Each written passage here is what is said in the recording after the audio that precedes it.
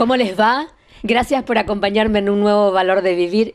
Hay muchas notas y le voy a aclarar algo a la audiencia porque, bueno, muchas veces me preguntan, ¿por qué hay políticos en tu programa? Porque este programa es el Valor de Vivir. Y si no tenemos una ciudad, una provincia que nos haga vivir con buena calidad de vida, ¿para qué a veces recorremos y deambulamos en médico si no nos proponen algo más saludable? Por eso a veces nos visitan los distintos políticos de las distintas corrientes políticas, entonces uno puede saber las propuestas, nosotros tomarlas y a la hora de que no se cumplan, tenemos que tener el valor de golpear la casa y decirle, mi querido, usted nos propuso esto, ¿sí?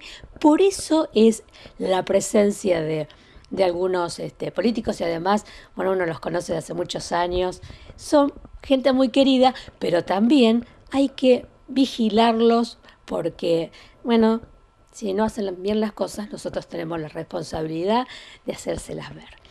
Por eso nos visitan, ¿sí? Algunos amigos, sí, que están candidateados tantos a nivel diputados provinciales, concejales. Así que por eso les aclaro. Bueno, vamos a verla a María Esther Pedroni. Hoy vamos a hablar de esta reorganización de la familia a través del conocimiento del Reiki. María Esther Pedroni.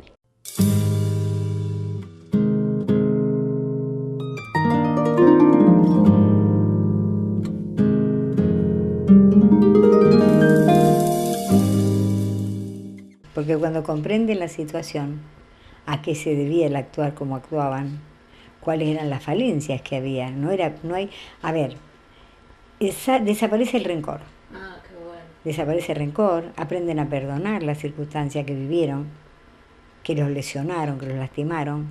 ¿Por qué? Pues a través de la comprensión y la aceptación, hay una cosa muy linda que uno tiene que tener presente. Un chico de primer grado, ¿puede entender una ecuación de tercero? No. Bien. Es todo un proceso, tiene que hacerlo. El proceso de la evolución pasa lo mismo en el ser humano. Si yo no llegué a comprender porque no evolucioné suficiente, no puedo actuar de una manera diferente. ¿Está? Claro. Porque no tengo la apertura necesaria para llegar. Entonces, ¿qué ocurre? Tengo que tratar de comprender al otro. Si yo tengo más captación, si tengo más apertura en mi conocimiento, tengo que aprender a aquel que no la tiene, porque aquel no puede llegar a donde yo comprendo, porque no tiene el proceso evolutivo hecho.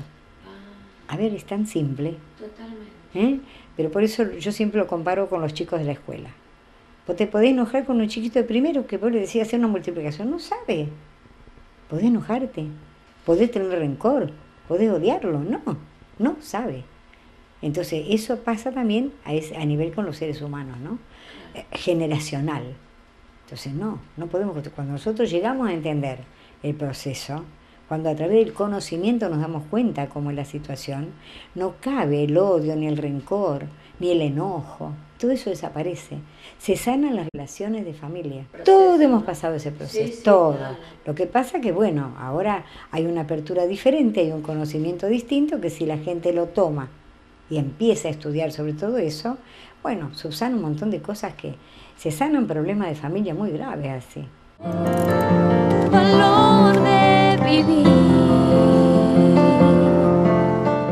Y miren que tiene que ver mucho el tema político, y ya lo habíamos hablado la semana pasada, porque a mí el tema de lo que es la globalización me apasiona porque 5 o 10 familias desorganizaron el mundo. ¿Y por qué digo esto? Porque el doctor Esteves en esta portada, que después te la voy a mostrar bien, tiene un tesoro. Y es el tesoro que nosotros tenemos interno y a veces por todos esos miedos que nos han inculcado, no tenemos la valentía de sacar todo este tesoro para conocernos. Bueno, de esto nos va a hablar el doctor Jorge Esteves. En realidad, solo lo que tenemos que hacer es vaciar nuestra vasija, vaciar un poco el programa mental que nos fueron poniendo en la cabeza, que nos hace creer que la solución a nuestros problemas de salud o de felicidad, o económicos, o de lo que sea, viene de afuera. Y en realidad está todo adentro nuestro. Es simplemente el darse cuenta, del cual hablan tantas escuelas espirituales. El darnos cuenta de que el cambio tiene que ser interno y no depender de lo que nos venga desde afuera. La palabra doctor viene del latín docere, que significa docente. Nuestra consigna es no darle pescado al hambriento, sino enseñarle a pescar, enseñarle a la persona a descubrir lo que simplemente ya sabe. Cuando a una persona le dan un diagnóstico de una enfermedad seria, grave, que puede llevarlo a la muerte, como es mi especialidad original, yo soy oncólogo, pero atiendo pacientes con todo tipo de enfermedades. Cuando a un paciente le dan un diagnóstico de cáncer, por ejemplo, y cree que ese cáncer lo puede matar, es cuando muchas veces, en muchos casos, puede optarse por dos caminos: por considerarse una víctima y sentir que es un castigo, y por qué a mí me tiene que tocar este castigo, o bien reconocer que no había aprendido a vivir, que no había aprendido a alimentarse adecuadamente, que no había aprendido a amar con mayúsculas, y que esta enfermedad, llámese cáncer o cualquier otra seria enfermedad, viene a ser como un maestro que nos lleva a reaccionar, que nos lleva a despertar. El 80% de los pacientes con cáncer que atendí llegaron a la conclusión de que gracias al cáncer aprendieron a vivir, de que gracias al cáncer están vivos, porque antes estaban como muertos en vida, haciendo zapping frente al televisor, pasándosela comiendo helado de dulce de leche a cucharadas, o papas fritas, o chisitos, o lo que sea, con gaseosas delante del televisor, o delante de una máquina en el casino, enajenado. Enajenado viene de estar en ajeno, o sea, no estar en sí mismo.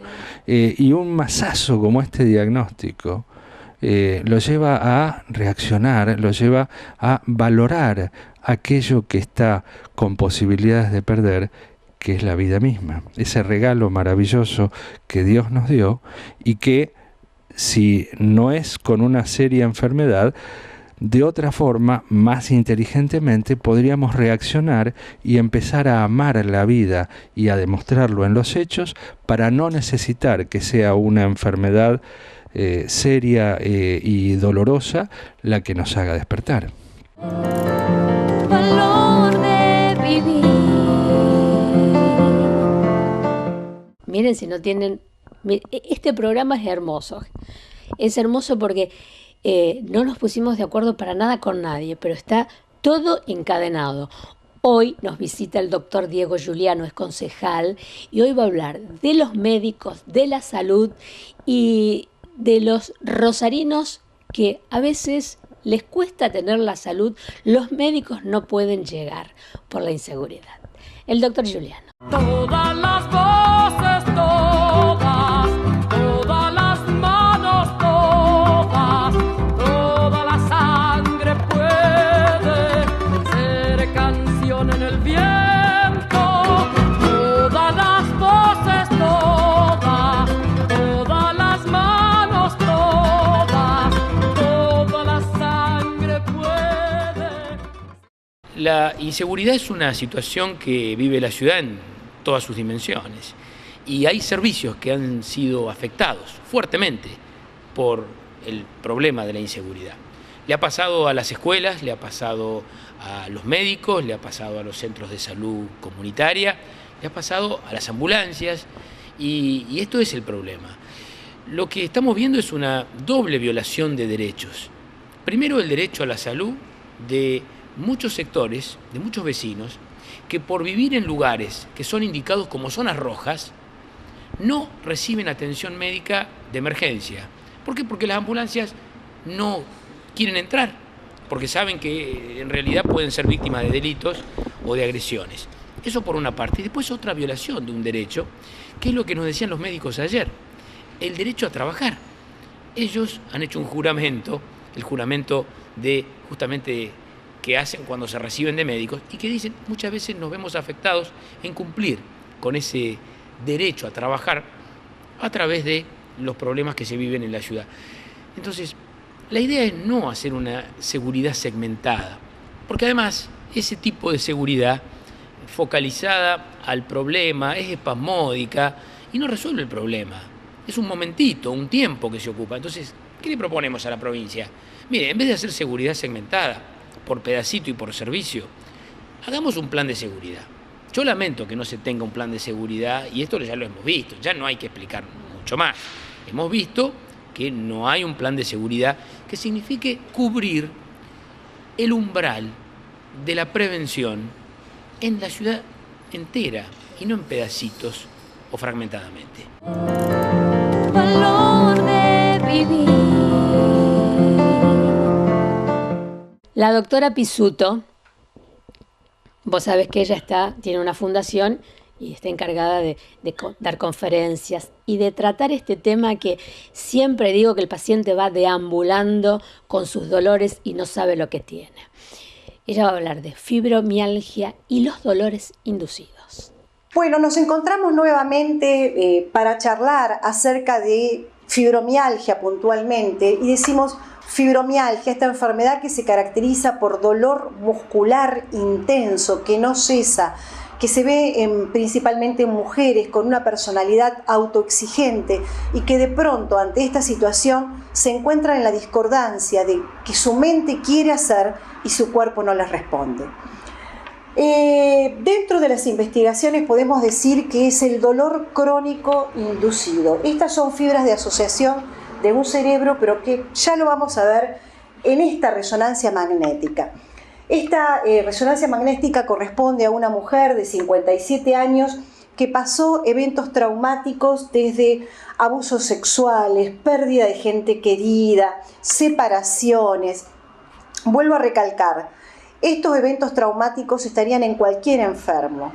Lo importante es tener en cuenta que cualquier evento traumático va a producir lo que vemos acá, el achicamiento literalmente del cerebro. Tanto dolor desde el punto de vista emocional termina provocando dolor a nivel del cuerpo. Por otro lado, vemos cómo se ha achicado el cerebro porque se ve perfectamente desde la calota craneana al cerebro en sí, el espacio que existe. El hipotálamo atrofiado, el hipotálamo es una zona donde están la temperatura, el sueño, el dolor, las relaciones sexuales, o sea, el deseo sexual. Por eso se ve muchas veces en estos pacientes frío, calor, mucho sueño o alteraciones del sueño, ganas de comer y no tener ganas de tener relaciones sexuales, que correspondería a nuestro cerebro más primitivo, el reptiliano, que nos permite sobrevivir a las circunstancias. Para que lo puedan ver esta otra toma de este cerebro de esta señora con fibromialgia, lo azul es infarto. O sea que prácticamente estos 56, 57 años de vida de esta mujer quedaron grabados en el cerebro y por consiguiente, si siempre hablamos emoción, cerebro, cuerpo, se traducía al organismo de ella sin duda. Esto es una tractografía, la mitad del cerebro, las fibras de asociación. Si ustedes ven, hay espacios entrecortados y desprolijos. Las fibras de asociación que permiten que los dos hemisferios se conecten y yo pueda tener rápidamente cuestión de atención, memoria y aprendizaje, en estas personas empieza a haber alteraciones de memoria, olvidos, no puedo leer como antes, no recuerdo las cosas, sin ser una enfermedad demencial. Acá hay otra toma y lo pueden ver, siempre fíjense en la simetría, la gran falta de fibras de asociación hizo que esta señora perdiera mucho lo que fuera trastorno de cognición. Siempre les he contado en los micros que hemos iniciado en el 2007 con la investigación de la fibromialgia y vimos que después se agregaba el síndrome de fatiga crónica y las sensibilidades químicas múltiples. ¿Y saben qué? En el año 2009, cuando fuimos a presentar nuestro estudio investigativo en París, Luego pasé por Barcelona para ver a un hombre que sabe muchísimo de esto y que hoy es presidente honorario de nuestra fundación, que es el doctor Ferran Fructuoso de Barcelona, y me traje esta imagen. Yo no sabía que fibromialgia y fatiga crónica se podía encontrar en niños pequeños.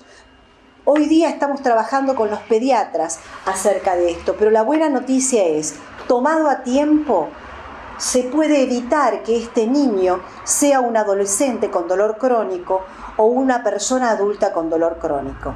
Qué importante es todo esto. Si tiene alguna duda, no deje de venir. Estamos en la calle Urquiza 2217. Los teléfonos son 0341 24 34 769, 24 32 447 de la ciudad de Rosario. Muchísimas gracias.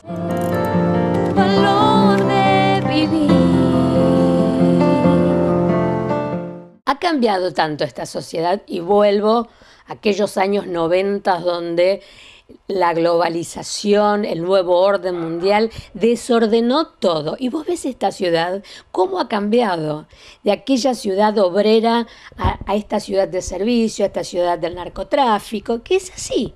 Entonces yo le decía al doctor Caballero, bueno, en todos estos tiempos, en estos cambios, ¿cuál es el rol que tiene el intendente para afrontar toda esta problemática?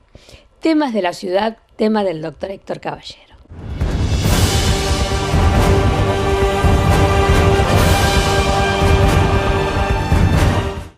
Mire, el intendente y el presidente comuna antiguamente tenían el poder de administrar, es decir, de proveer la luz, mantener la limpieza, mantener los servicios básicos y las obras básicas. Hoy las ciudades y los pueblos se han vuelto con problemas muchísimo más complejos. El complejo de la inseguridad, el delito de todo tipo, el robo de todo tipo, el problema del narcotráfico, la trata, o sea que son todos problemas más complejos.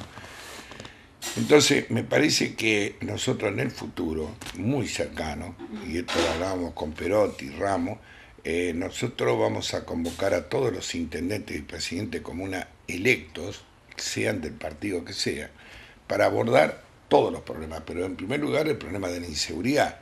Son territorios más chicos donde hoy el intendente y el presidente comuna se entera por los diarios cuando le nombran al jefe de policía.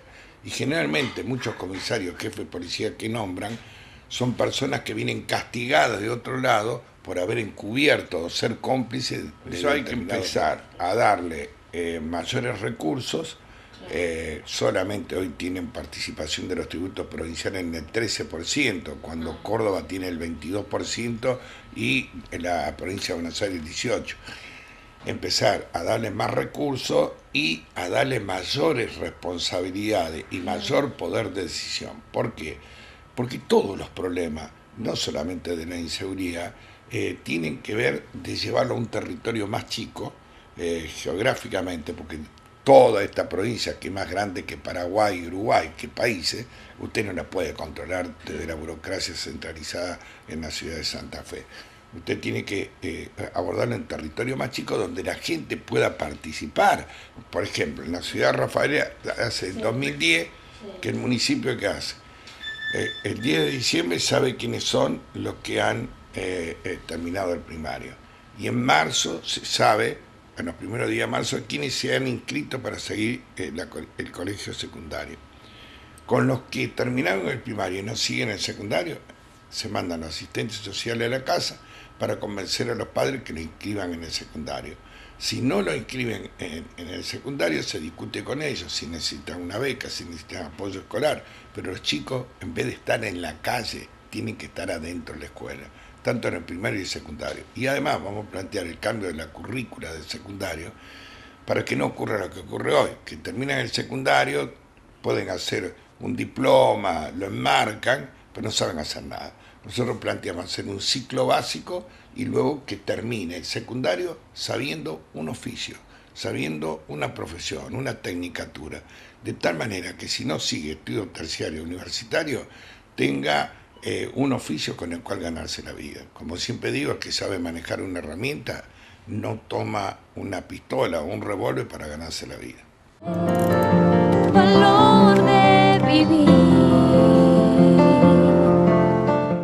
Adriana Torres hoy va a hablar de la tolerancia y de la intolerancia. Cuando uno se pone a pensar el trabajo que tiene, cómo está la ciudad, cómo está el país, a veces un poco estamos irritados, ¿sí?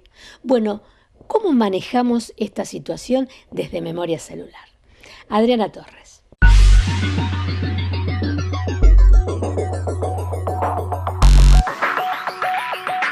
Siempre estamos hablando de dos puntas y estas dos puntas siempre hay un momento en el que entran en caos. Es decir, si yo pienso en lo que es la tolerancia y pienso en lo que es la intolerancia, tengo que buscar un punto medio y saber que no es de arriba o abajo. La sociedad está intolerante. ¿Y por qué estamos intolerantes? Yo creo que acá hay un punto que es muy importante.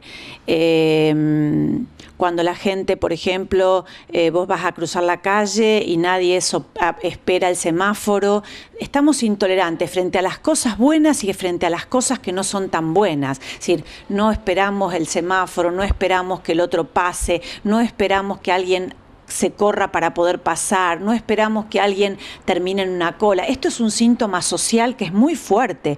Cuando andamos por la calle y prestamos atención a esos detalles, la gente se volvió totalmente intolerante y le importa, y esto habla de un egoísmo y de una mirada en donde me importa nada el otro, me importo solo yo. Esto puede tener que ver con todo esto, esta historia, estos cambios que hay en la sociedad, donde todo ya, pero también tiene que ver a un modelo de cómo respondemos frente a la exigencia, a nuestras propias exigencias.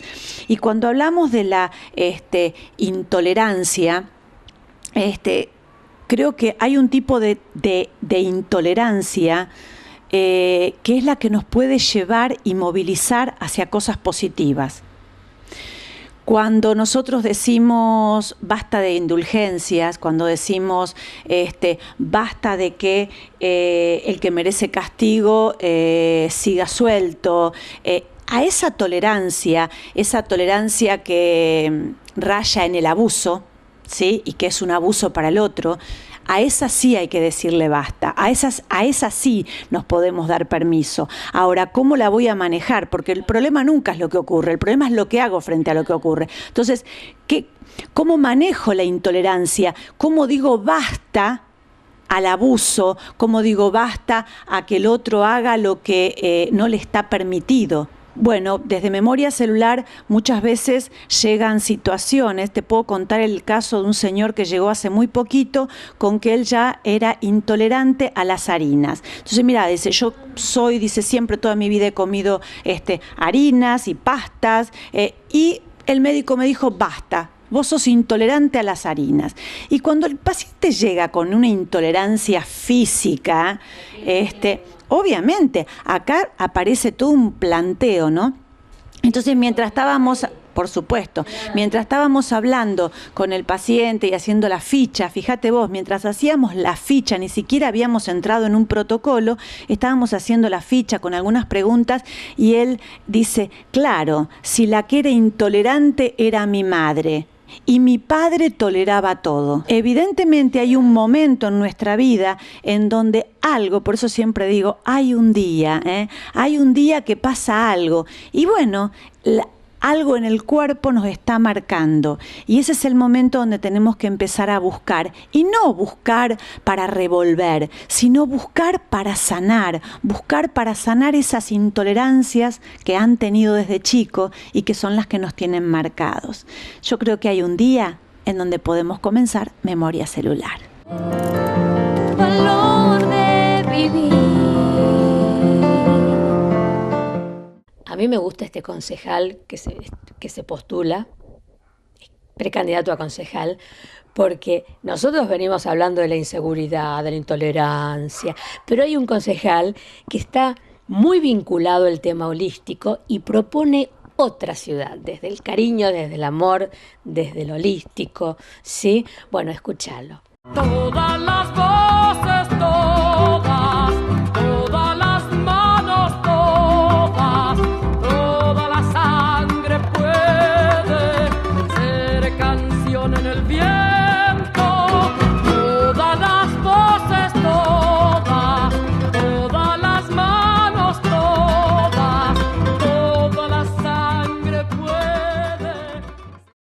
Yo me recibí en 1991 en la UNR, así que hace bastante. Lo que sí, como psicólogo y también como político lo veo y en cada área que hago, Sí. de Hugo Hirsch, que es un terapeuta sistémico muy bueno, tomé una frase prestada donde él dijo: un psicólogo no tiene que ser sabio, tiene que ser profesional. ¿Y qué significa ser profesional? Significa estar actualizado con lo que su ciencia va planteando como novedoso.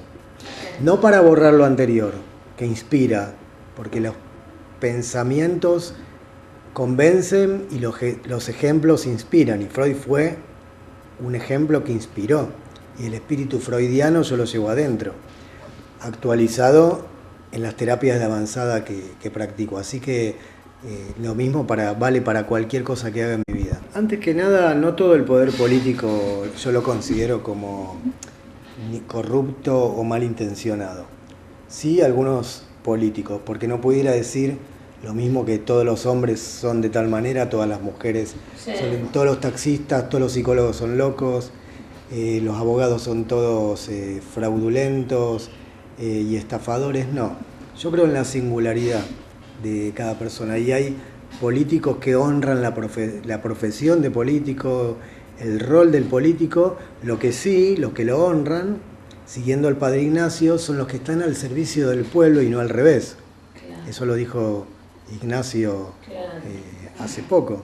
Con lo cual, yo diría eso, ¿no? Que rescatar a aquellos políticos, darles digamos, el poder, no dejarlos solos, en el sentido de protagonizar juntos las transformaciones, salir de la queja pasiva, que es aquella en la que pero viste el otro y el bache y te parece que hiciste algo, pero lo único que hiciste fue quejarte. Y ante una queja, dice el dicho, hay que hacer un pedido. Una queja es un pedido que no está pudiendo ser realizado de una manera adecuada. Entonces, me parece importante que podamos todos ir de la mano hacia esa transformación. Y hay una acción concreta que va a tener lugar este viernes 10 a las 18 horas, a partir de 18 horas, nos juntamos todos los rosarinos y rosarinas. Queremos que de alguna manera puedan estar presentes, aunque no estén físicamente en ese momento. Por supuesto que físicamente es mejor, para algo que nunca se vio en Rosario, único, especial, con una colega referente que viene de Córdoba, que es representante de una de las terapias de avanzada con más suceso en el mundo, que es el proceso de Z-Point, y vamos a estar juntos protagonizando y vivenciando un acto tan maravilloso que va a dejar una huella tan fuerte en Rosario, que va a ser un antes y un después para la ciudad. ¿A qué hora es? Es a partir de las 18 en el Parque Sunchales, detrás de los Hilos Davis. No les puedo contar de qué se trata porque sería como contar la película. Esto es un tráiler. Que vengan dispuestos y preparados a un momento emotivo y sintiendo que vamos a dejar una huella en ese momento. Y en ese lugar, o sea, se tiene que hacer en un lugar, pero para todo Rosario.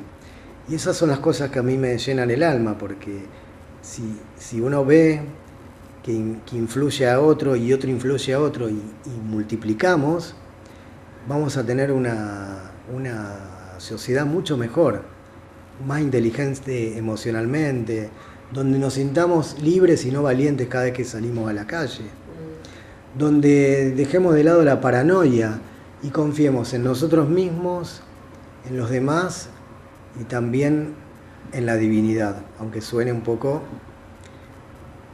no sé, para el público que lo escucha, pero así me sale del corazón. Valor de vivir. ¿Viste qué linda la nota con Alejandro Litmanovich? Es bárbaro.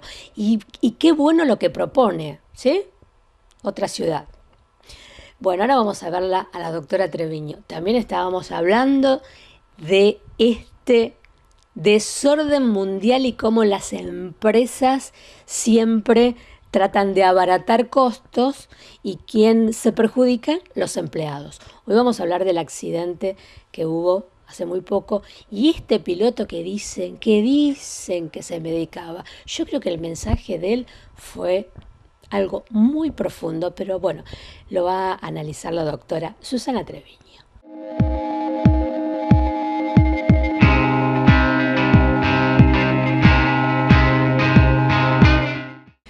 Cecilia, mira, el mensaje que dejó es un mensaje de una persona que está agotada, que está harta y que la deja como señal de alerta, de alarma y de rebeldía. Es decir, es lo que se cumple la teoría y toda esa, no solamente teoría, la práctica y todo el legado que dejó el que comenzó en estos estudios de el psicoterror laboral, que en este caso sí cabe muy bien la palabra psicoterror laboral en vez de violencia laboral, que fue el profesor alemán, psiquiatra, Heinz Lehmann. Es decir, el acto de inmolación, que es la última señal de rebeldía frente a un sistema que lo agobia, un sistema y unas condiciones de trabajo que son agotadoras, extenuantes. Porque tener en cuenta que era copiloto, está bien, pero la exigencia es muy grande. Igual, obviamente, el comandante es el que está a cargo de la aeronave, pero el copiloto tiene funciones muy importantes. La culpa es de los pilotos, la culpa es de los trabajadores. Está bien, dicen, tenía tendencias suicidas, se automedicaba, pero perdón, ¿quién no se automedica cuando hay condiciones extremas, cuando se necesita estar con todos los sentidos puestos en un lugar, en un espacio, por más que existan controles desde tierra, ya lo sabemos, perfecto, todo eso sí, pero hay toda una sobrecarga, hay controles en cuanto a los descansos que ellos tienen que tener. ¿Qué pasó con el crucero italiano también? Es decir, que estamos hablando de todo un abanico de empresas que de pronto son grandes monstruos, son empresas que manejan enormes sumas de dinero que van a pagar una importante indemnización, pero lo necesario y lo importante y lo fundamental es que revean esas políticas en cuanto al tratamiento que se da a los aeronavegantes, ya sea tanto en cuanto a los comandantes, a los copilotos, a las azafatas, a todo el personal que trabaja en ese espacio físico y que conviven muchas horas. Está bien, se ha comprobado que la mayoría en el caso concreto de los aeronavegantes, no denuncian la cantidad de medicamentos que tiene que tomar, de psicofármacos, para poder cumplir con los horarios y con las exigencias que le impone la empresa, porque si no, los despiden, lisa y llanamente. Entonces, acá, ¿qué es lo que sucedió? Todavía queda por esclarecer, por supuesto, pero sí da que pensar mucho que toda la culpa en quién recae, en la parte más débil, en el piloto, tendencias suicidas, que dejan notas, que quería sobrevolar los Alpes, que era un mensaje que se iban a acordar de ellos todos. Sí, claro que se iban a acordar, pero a riesgo de su vida y de toda la gente, porque esa persona evidentemente no dio más. Valor de vivir. Me encantó reencontrarlo porque nos conocemos de hace muchos años. Estoy hablando de Oscar Barrionuevo, que preside el sindicato de obras sanitarias. Bueno, volvió a la política acompañándolo a Sergio Massa, que yo no sabía, se conocían desde pequeños. Bueno, una historia muy linda, nos cuenta cómo nació esa amistad y por qué lo está apoyando. Oscar Barrionuevo, ¿sí? Todas las voces, todas. Todas las voces, todas las manos, toda la sangre puede ser canción en el viento. Todas las voces, todas las manos, toda la sangre puede. Perón Vive tiene que ver con el Pato Galmarini, que es el suegro de Massa. A Massa lo conozco desde que empezó en el peronismo, siempre, desde muy jovencito, desde los 16 años. Y en un periodo hicimos juntos a él, a Santilli, que hoy está en el PRO, a Rodríguez Larreta, que también está en el PRO. Hicimos una experiencia con Palito Ortega, allí nos conocimos, él era muy jovencito, y no, nos conocimos antes, pero allí, digamos, fortalecimos, y vino a darme una mano junto con Mario Das Neves, que hoy es gobernador,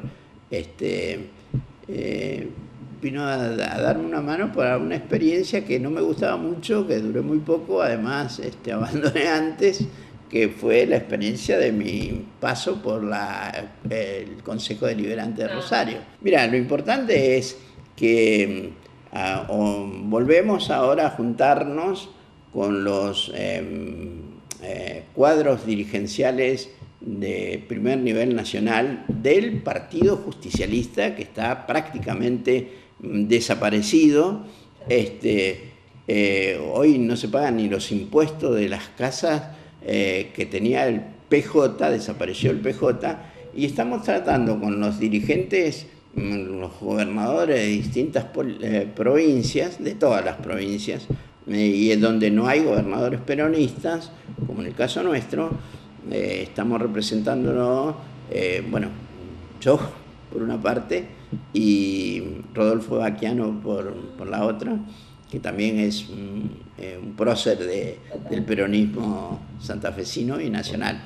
Y bueno, estamos representando a los gobernadores peronistas y estamos ante la posibilidad cierta de que todos aquellos gobernadores del peronismo y los que no son gobernadores, pero que sí siguen liderando el PJ nacional, como el caso de Eduardo Duhalde o Eduardo Menem, y allí tenemos a Ramón Puerta, a Mario Das Neves, a distintos gobernadores prácticamente de todas las provincias que son peronistas, salvo esta, que ya digo, estamos nosotros que estamos... Me da vergüenza verlo a José María Berneno sentado en la mesa y estar nosotros, porque realmente quiero mucho. Sabes que la única foto que tengo acá es la de Bernet, porque tuvo mucho que ver con el desarrollo político del sindicalismo rosarino y que después trascendieran en contexto nacional, ¿no? Valor de vivir. No es una odontóloga más, ¿sí? Tiene una formación también holística y es una pionera en lo que es odontología láser. Estoy hablando de la doctora Connie Alicio.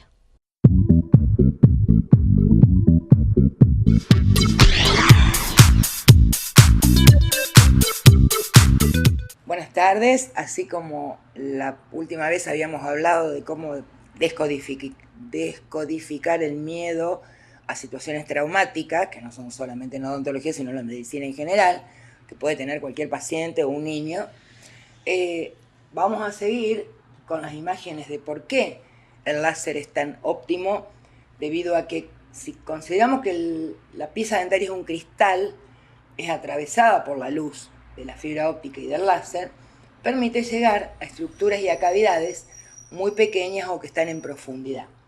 De esa manera podemos encontrar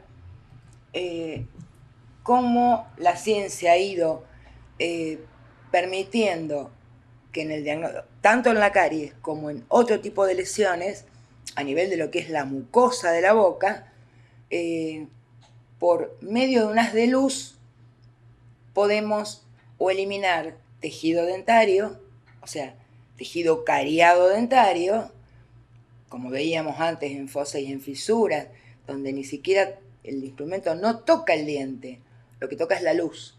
Y mediante la acción de la luz, en casos donde como la pulpa dentaria está muy cerca de la superficie del diente, eso es lo que muchas veces produce dolor del frío al calor, o que cuando se intenta abrir una cavidad por medio de un elemento rotatorio duela tanto.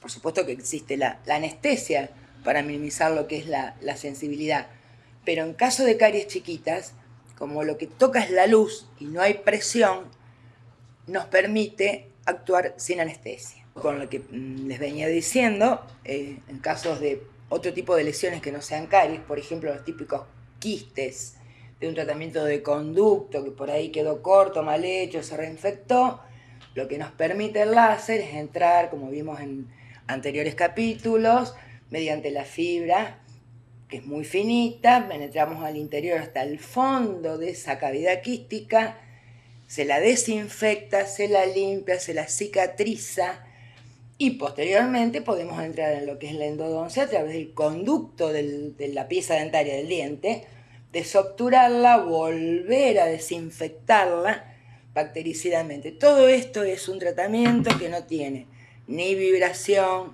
ni dolor, ni molestias como a las que la gente está acostumbrada y le tiene cierto miedo.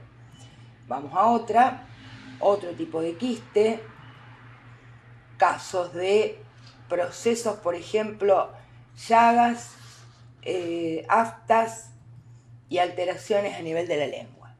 ¿Qué otra cosa es importante lo que podemos complementar con tratamientos? Cuando después de un quiste queda una gran pérdida de hueso, vamos a ampliar un poco la imagen para que se note más, hacemos lo que se denomina el plasma rico en plaquetas, que no es solamente para hacer rellenos estéticos alrededor de las arrugas de los ojos, sino que esto que ven acá es la parte de las plaquetas de la sangre de la persona, digamos el autodonante, donde mediante un procedimiento de laboratorio se coagulan y ese plasma, que es muy rico porque tiene un concentrado en plaquetas, se puede colocar en lo que es el interior de ese quiste.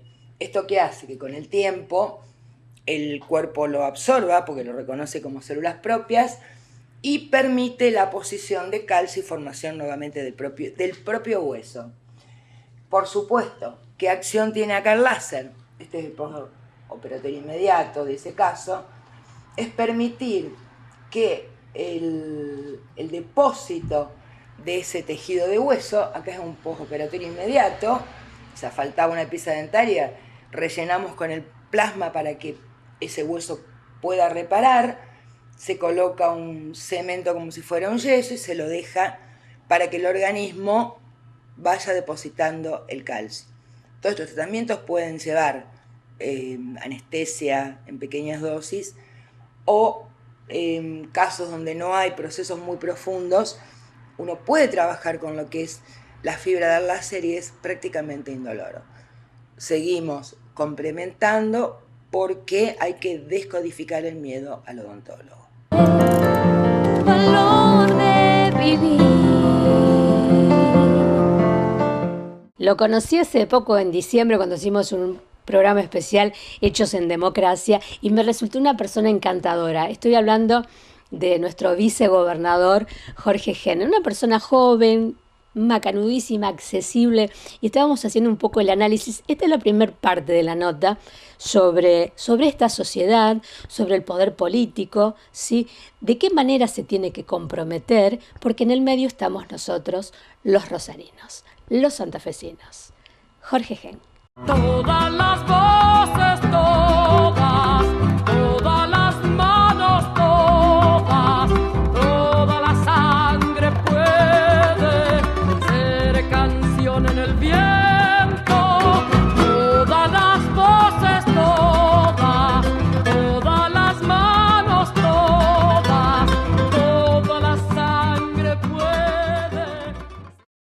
Sí, yo te agradezco que vos me des el pie, Cecilia, para tratar estos temas quizás desde un lugar que no es el lugar de la inmediatez ni de la cuestión efectista. Es muy fácil en campaña salir a plantear medidas que después no resuelven absolutamente nada, y sobre todo con candidatos. Hay dos formatos de candidatos que a veces enturbian un proceso electoral.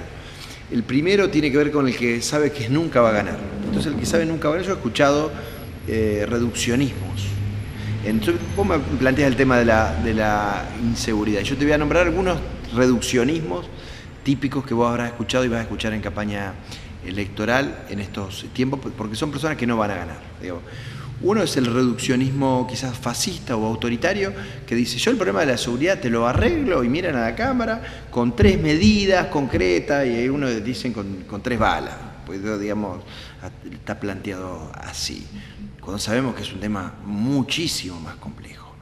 También está el reduccionismo progresista. Yo me siento cerca de la mirada progresista. Yo creo realmente que los problemas centrales tienen que ver con la educación, con la necesidad de que defendamos un calendario escolar, no hay igualdad de oportunidades sin una apuesta fuerte a la educación, porque si algo determina claramente y hasta el final de nuestra vida es la posibilidad del acceso, por ejemplo, al mercado laboral, es la diferencia de capacidad y de instrucción de nuestros jóvenes. Entonces, creo que hay en algún caso una actitud de desentenderse de los resultados, tal, no voy a gobernar, y después la otra es la improvisación. No puede haber un candidato a gobernador, lo digo con el máximo de los respetos, que hable de la improvisación, porque gobernar es complicado. Entonces, nosotros decimos, con respecto al tema de la seguridad puntualmente, que no hay soluciones mágicas. Quizás esto no es lo que quiere escuchar el televidente, pero es la verdad. No hay soluciones, las soluciones tienen que ver fundamentalmente con cambios estructurales. Y la gente, ¿sabes lo que nos dice Cecilia? Nos exige, porque yo camino tranquilo, nos exige, pero nos dice esto: no nos mientan. Ahora, muéstrenos cuáles son los cambios estructurales que nos van a permitir vivir en paz. Yo te puedo asegurar que nosotros estamos llevando adelante modificaciones centrales y medulares. ¿En dónde? En el sistema procesal penal. Digo, no puede haber un sistema de convivencia que nos permita caminar tranquilo por la calle si no existe claramente un sistema judicial donde existan puertas giratorias. Estas puertas giratorias que están con personas que están afuera del sistema. Y la verdad que la sensación que yo tengo, que el ciudadano tiene de nosotros, es que nos pasamos la pelota, entre comillas, entre la policía, el poder, los fiscales, la justicia, el poder político y el poder judicial. Y en el medio está la gente, porque uno escucha en muchos casos a los fiscales, por ejemplo, que dicen: no, la policía nos determina la investigación, y la policía dice: el problema son las leyes, y los legisladores dicen: el problema es el ejecutivo. ¿Y cuál es la cuestión de fondo? La gente lo que quiere es que se les solucionen problemas concretos de su cotidianeidad, y nosotros somos conscientes, y vos decís: bueno, pero es muy fuerte lo que me decís, que nosotros todavía tenemos una deuda con la sociedad, que tiene que ver con garantizarle a vos y a cualquiera poder ir distraído por la calle sin correr peligro. Hay tensión. Ahora, lo que sí decimos es que nosotros tenemos un plan, que hemos jerarquizado la fuerza policial, que hoy hay fuerza táctica, que hay policía comunitaria, que los cargos policiales se llevan adelante por ascenso, que los policías hoy son los mejores pagos de la estructura policial. No quiero entrar en comparaciones, pero es así. Pero también de que cuando hay policías que no hacen las cosas bien, se pasan inmediatamente a disponibilidad. Solamente ahora, en estos días, se han mandado cerca de 18, 19 policías a disponibilidad porque había una manipulación del sistema de horas extras. Solamente en estos 3 meses han pasado a disponibilidad 170 policías. Entonces, no hay magia. Yo lo que le puedo asegurar es que hay un compromiso del gobierno provincial en llevar adelante estas reformas. Valor de vivir, el Sindicato de Trabajadores Municipales ha dado un vuelco grandísimo. Primero por tener una mujer después de 70 años en la Secretaría Adjunta. Y ahora, sí, el secretario general postulado para senador provincial. Y yo le preguntaba, digo, bueno, porque viste que el senador tiene un papel importante, pero no tan cerca del pueblo. Él acostumbrado, sí, a tratar con sus trabajadores. ¿Cómo va a ser? ¿Cómo va a trabajar para esta ciudad y para esta provincia? Antonio Ratner. Todas las voces, todas las manos, toda la sangre puede ser canción en el viento. Todas las voces, todas las manos, toda la sangre puede. Primero, creo que es un cargo que hay que desestructurar. Un cargo que se ve lejos de la gente. O sea, uno le puede pedir a un concejal, le puede pedir al intendente que tenga en cuenta sus necesidades, pero es muy difícil que se lo pida a un senador. Pero bueno, no lo encuentra, no lo ve. Y esto no es una crítica a nadie, sino de que el cargo hace de que el senador departamental sea gerente del intendente que lo lleva en su boleta. O sea que si acá gana X partido, el senador es de X partido. Nosotros vemos y tenemos que tener una mirada un poco más abarcativa, o sea, tenemos que tener una mirada de la seguridad, pero desde el punto de vista metropolitano, no solamente de la ciudad de Rosario. Cuando en la ciudad de Rosario llega la gendarmería, aparecen los robos en Pueblo Ester, o aparecen los robos en Funes. Entonces no podemos tener una mirada solamente para la ciudad de Rosario. Tenemos que tener una mirada más abarcativa, donde deben participar fundamentalmente los presidentes comunales, que son los que conocen a sus vecinos, los vecinos, las fuerzas vivas, la policía, y elaborar un plan de seguridad, pero hacerlo en forma conjunta y ajustarse a ese plan de seguridad, no por el ser el hijo de o de tal familia no tiene condenas y los otros, como estaba instalado, aquel que roba una gallina va preso y otros que aplauden desde su casa. Creo que esto se logra con un observatorio, como hicimos en la región centro. Fuimos capaces de unir a 3 provincias de distintos signos políticos, a Entre Ríos con Uribarri, a Santa Fe con Bonfatti y a Córdoba con De la Sota. 3, si uno quiere, hasta colores diferentes en lo político. Pero hubo algo que nos unió, trabajar para eliminar la precarización laboral y terminar con la explotación del trabajo infantil. Y trabajamos y elaboramos políticas públicas y comprometimos legisladores, poder ejecutivos, y hoy tenemos leyes que prohíben el trabajo infantil. El chico tiene que estudiar y divertirse, no ir a trabajar. Y muchas veces, en zonas rurales sobre todo, la ayuda del chico se hace indispensable para la mantención del hogar. Hay que buscar nuevos sistemas, hay que pagar mejor, hay que proteger más a la familia, hay que hacer más escuelas, hay que promover la iniciativa de estudiar y pensar de que hay otra salida que no sea solamente la explotación de un chico de 10 o 12 años en el campo. Valor de vivir.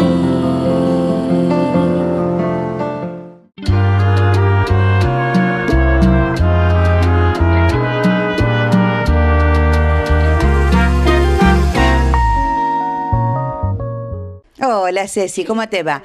Mira, con respecto a este comentario que vos me venías contando de tu familia, de que vos entendías por qué una parte de la familia tiene un parecido y otra tiene otro parecido. Bueno, tiene que... exactamente, tiene que ver con la teoría del sistema. Esta dinámica es fenomenológica y también es sistémica. ¿Y por qué es sistémica? Porque responde a cómo funcionan los sistemas. Una definición así sencilla de sistema sería que un conjunto de partes forman un todo, pero a su vez una parte lleva también todas las cualidades de la parte de ese conjunto. Entonces, ¿qué quiere decir? Que si hay algo que por la razón que sea se diluye, no desaparece, sino que forma parte del todo. Gracias a que tu abuelo hizo lugar, tu abuela se casa con este otro hombre que también su esposa hizo lugar.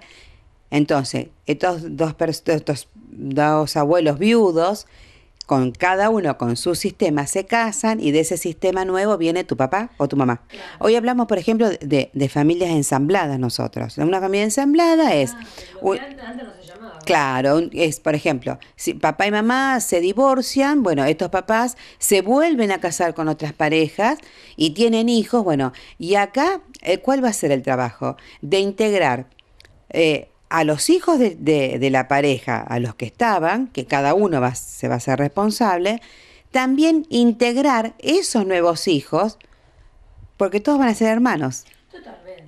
En definitiva, todos van a ser hermanos. Cada red familiar tiene una conciencia superior o un alma grande, si queremos llamarle, que mira, entonces que mira que todo lo que sea mirado, si hay algo en que yo no me pude hacer cargo, por la razón que fuere, entonces el amor se corta y el orden también.